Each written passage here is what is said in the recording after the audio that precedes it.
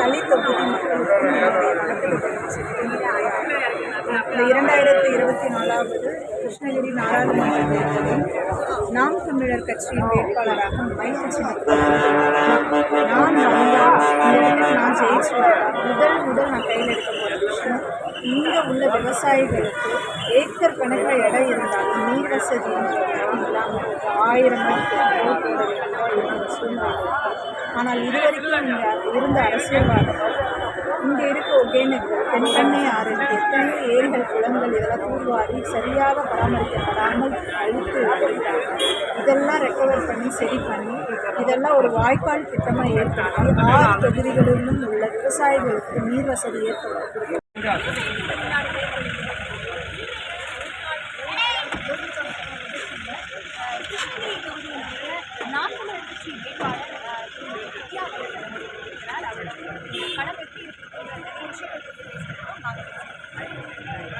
இந்த கிருஷ்ணகிரி தொகுதியை பொறுத்தவரையில்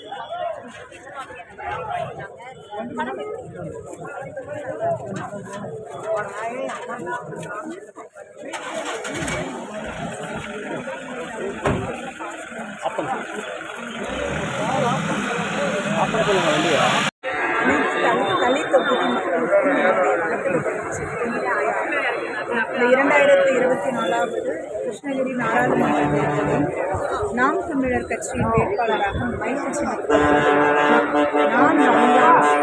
நான் ஜெயிச்சு முதல் நான் கையில் எடுக்க போகிற விஷயம், இங்கே உள்ள விவசாயிகளுக்கு ஏக்கர் கணக்கில் இடம் இருந்தாலும் நீர் வசதி இல்லாமல் 1000 சூழ்நிலை. ஆனால் இதுவரைக்கும் இங்கே இருந்த அரசியல்வாதிகள் இங்கே இருக்க ஒகேனக்கல், தென்பண்ணை ஆறு, எத்தனையோ ஏரிகள், குளங்கள் இதெல்லாம் தூர்வாரி சரியாக பராமரிக்கப்படாமல் அழித்து வருகிறாங்க. இதெல்லாம் ரெக்கவர் பண்ணி சரி பண்ணி இதெல்லாம் ஒரு வாய்க்கால் திட்டமாக ஏற்படுத்தி 6 தொகுதிகளிலும் உள்ள விவசாயிகளுக்கு நீர் வசதி ஏற்படுத்தி நம்ம கட்ட வழியில தான் அவங்க சுமந்துட்டு இருக்காங்க, நின்றுட்டு இருக்காங்க.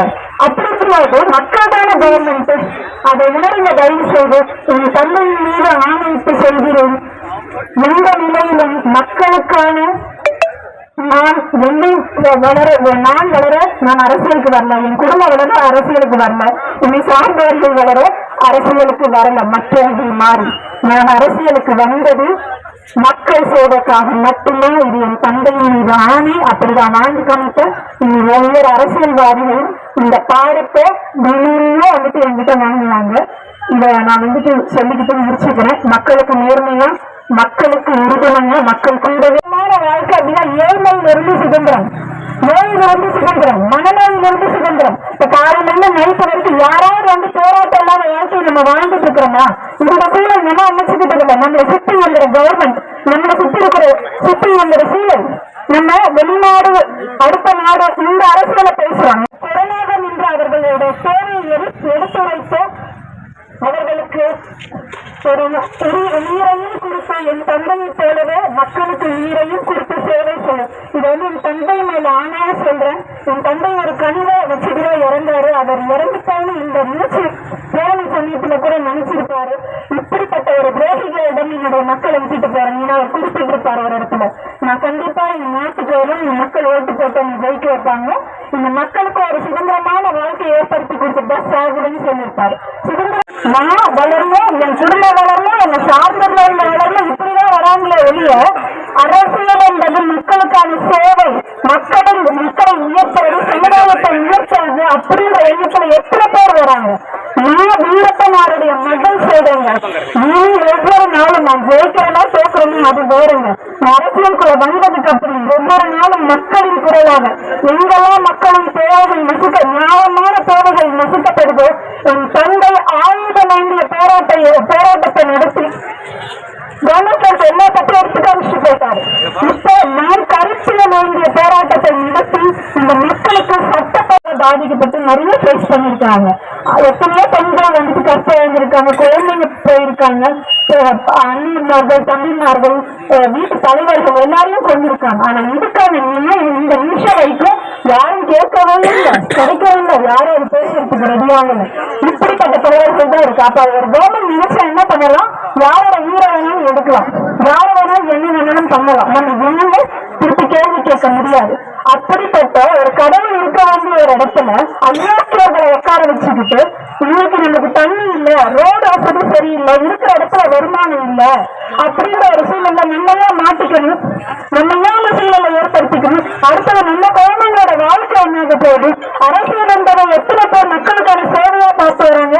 இங்க உள்ள ஒவ்வொரு அரசியல் எம்எல்ஏ ஒரு ஓட்டாவே பாக்குறாங்க. அப்ப அந்த ஓட்டுக்கு எவ்வளவு அதிகாரம் இருக்கு, எவ்வளவு பவர் இருக்கு. நீங்க வந்துட்டு பாத்தீங்கன்னா ஒரு அரசியல்வாதி அரசாங்கம் என்பது எப்படிங்க மழை வரும், மழை வந்தாதானே பூமி செழிப்பா இருக்கும்.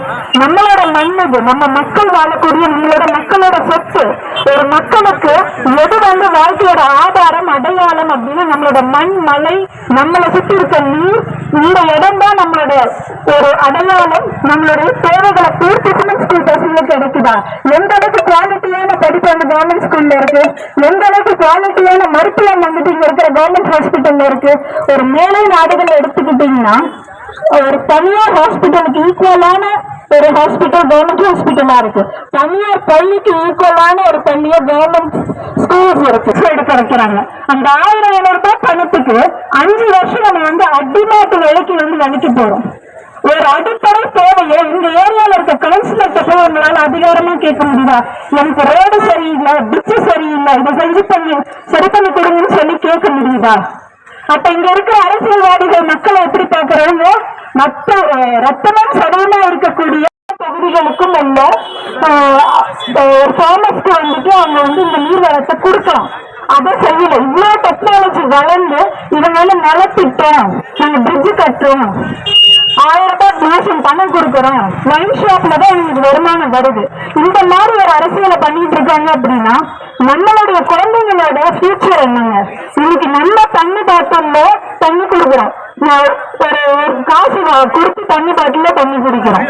நம்ம நாளைக்கு அந்த குழந்தைங்களுக்கு அந்த தண்ணி கூட கிடைக்குமா? இதே ஊர்ல இன்னைக்கு 1000 அடி உங்களுக்கு போனாதான் வந்துட்டு நீர் கிடைக்குது. இந்த நிலைமை எதுக்கு நமக்கு? இங்க உள்ள அரசியல்வாதிகள் தலைவர்கள் என்ன பண்றாங்க? மழைய வந்துட்டு வித்யா வீரப்பன் பேசுகிறேன். இந்த 2024 கிருஷ்ணகிரி நாடாளுமன்ற வேட்பாளராக நாம் தமிழர் கட்சியின் மைக்கு சின்னத்தில் போட்டியிடுகிறேன். இப்ப இருக்க சூழல்ல 70 வருஷமா ஏடிஎம்கே, டிஎம்கே, காங்கிரஸ், பிஜேபி இவங்க எல்லாம் நம்மள ஆண்டிட்டாங்க. நம்மளும் மாத்தி மாத்தி மாத்தி ஓட்டு போட்டுட்டோம். ஒரு 20 நாட்கள் ஆச்சுங்க. நான் ஒவ்வொரு ஊரா ஒவ்வொரு வில்லேஜா போய் ஒரு மக்களையும் நான் வந்து பார்த்துட்டு வந்துட்டு இருக்கேன் 20 நாளா. எனக்கு இதுல ஒரு பெரிய ஆச்சரியம் என்னன்னா, மெயின் ரோடு, பிரிட்ஜ் இது மட்டும் நீட்டா கட்டி வச்சிருக்காங்க. உள்ள போய் அந்த மக்களுடைய வாழ்க்கை நிலைய பார்த்தா 70-80களில் எப்படி இருக்குமோ அப்படியே இருக்கு. எந்த ஒரு அடிப்படை தேவையும் மக்களுக்கு வந்து பூர்த்தி செய்யப்படல. ரோடு ரொம்ப மோசமா இருக்கு, நீர் வசதி இல்ல. எத்தனை ஏக்கர் காடு வச்சிருந்தாலும் ஒரு விவசாயி ஆனவர் என்ன ஆகுறாங்க? ஏழையாதான் இருக்கிறாங்க. நீர் வசதி அப்படின்றது வந்து இங்க ஒகேனக்கல் இருக்கு, தென்பனையா இருக்கு, எத்தனையோ ஏரி, குளம் அதெல்லாம் இருக்கு. இது எல்லாத்தையும் அழிய விட்டுட்டு இன்ன வரைக்கும் வேடிக்கை பார்த்துட்டு இருக்கிறாங்க. இதெல்லாம்